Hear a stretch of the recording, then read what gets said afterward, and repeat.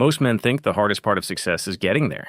They're wrong. The real danger starts the moment you win. Success doesn't just change your lifestyle. It changes your brain. It makes you soft, it makes you arrogant, and eventually it makes you obsolete. This is the success paradox, why the very drive that made you a winner often becomes the weight that drags you down. The invisible enemy. Most men spend their entire lives fighting to escape the struggle. They believe that once they hit the revenue goal, secure the corner office, or earn the public respect of their peers, the war is won. They imagine a finish line where they can finally set down their armor. But in the architecture of male psychology, success isn't a sanctuary. It's a minefield. There is a hidden terminal point that destroys more high-potential men than poverty ever could. It's called the success paradox.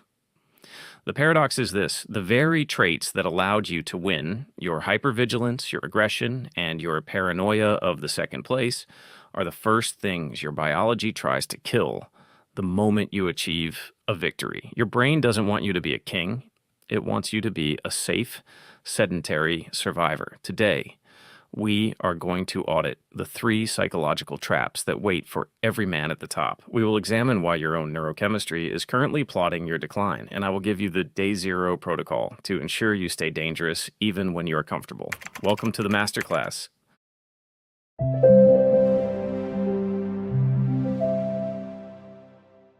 One, the comfort trap and the biology of enough. The first mine you will step on is the comfort trap. To understand this, we have to look at the striver's biology. When you were hungry, your brain was flooded with norepinephrine and dopamine. Every obstacle was a threat. Every goal was a kill. This created a state of high beta focus. You were sharp because you had to be. But then the wins started coming. The bank account grew. The external resistance vanished. Biologically, your brain is a survival machine, not a legacy machine. Once you achieve what it perceives as resource security, your hypothalamus sends a signal to shut down the hunt. It assumes the winter is over and moves you into energy preservation mode. This is why successful men suddenly find themselves sleeping an extra hour, taking longer lunches, and scrolling through luxury distractions. You aren't relaxing. You are undergoing a biological softening. In What It Really Means to Be a Man, we talked about the necessity of purpose. When success removes the immediate necessity of effort, most men lose their purpose.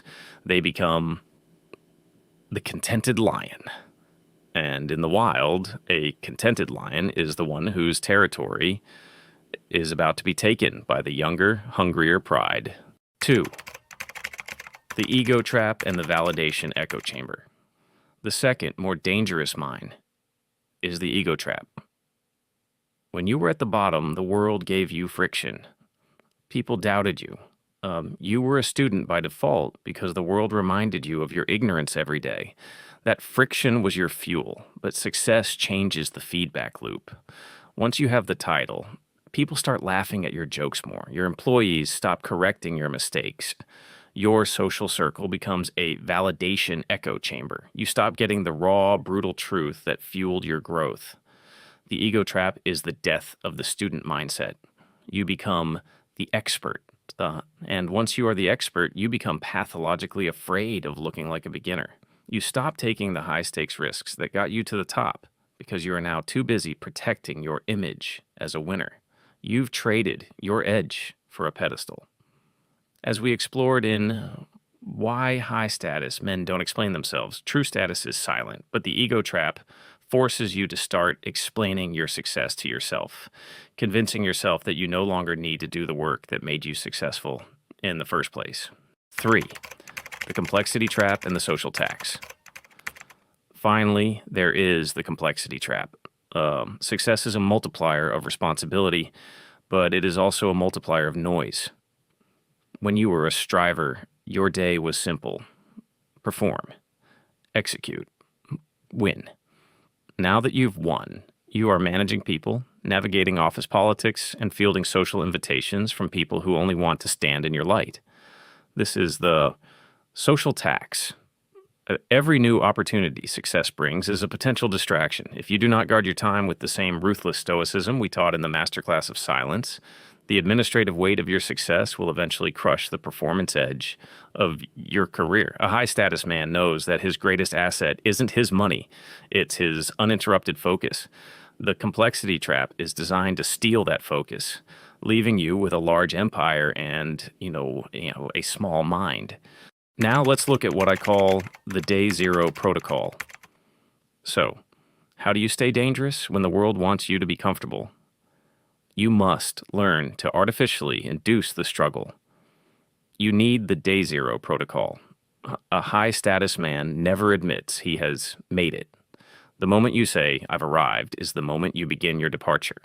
Instead, you treat every achievement as the entry fee for a more difficult game.